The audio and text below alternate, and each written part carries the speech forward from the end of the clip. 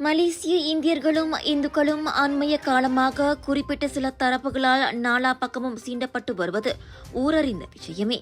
அந்த இனவாத மதவாத சீண்டல்களால் இந்தியர்கள் பெரிதும் மனம் புண்பட்டுள்ளனர்.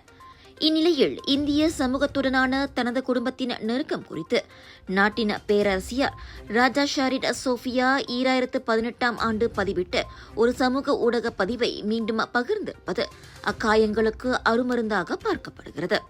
அந்த பதிவின் முன்னுரையாக, மற்ற நாடுகளைப் போல் உள்நாட்டு போரினால் பாதிக்கப்படாத மலேசியர்கள் இந்த அமைதியான சுபிட்சமான வாழ்க்கையை அனுபவிக்க இறைவனுக்கு நன்றி கூற வேண்டும் என குறிப்பிட்டிருந்தார். போர், குண்டுவெடிப்பு, உயிர் போராட்டம் நடத்துவதிலிருந்து நாம் தப்பித்ததாலோ என்னவோ இங்கு இனவாத தீயை மூட்டிவிட்டு சிலர் குளிர் காய்வதாக பேரரசியார் இடித்துரைத்துள்ளார். பல்லின மலேசிய மக்கள் ஒருவரை ஒருவர் மதித்து அனுசரித்து ஒற்றுமையாக வாழ வேண்டும் எனவும் அவர் பிரார்த்தித்தார். ராஜா ஷாரிட் பகிர்ந்த அந்த 2018 ஆண்டு முகநூல் பதிவு பல ஆண்டுகளாக ஜோஹர் அரச குடும்பத்தை நன்கு கவனித்து பராமரித்து வந்த 4 இந்தியர்களின் சேவைகளை நினைவு கூறுகிறது. அவர்களில் இருவர் அரச குடும்ப மருத்துவர்களான டத்தோ சுப்பிரமணியன் பாலன் மற்றும் டத்தோ சிங்காரவேலு அவர்.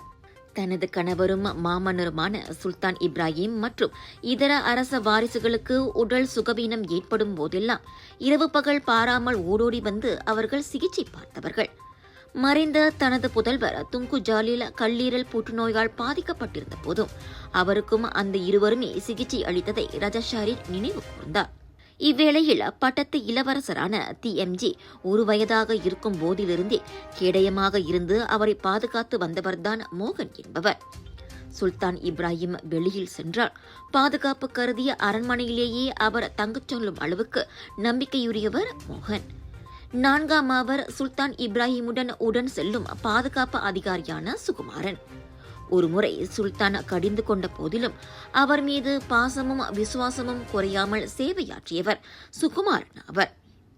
ஜோஹர் அரச குடும்பம் பல்லின மக்களுடன் அணுக்கமாக பழகி வருகிறது.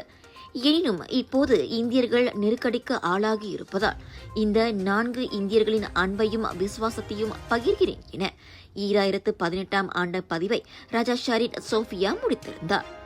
சீஃபில் ஆலய கலவரத்தில் தீயணைப்பு வீரர் முகமது அடீப் உயிரிழந்து நாட்டில் பெரும் பதற்றம் நிலவிய சமயத்தில் அவர் இந்த பதிவை எழுதியிருந்தார் என்பது குறிப்பிடத்தக்கது.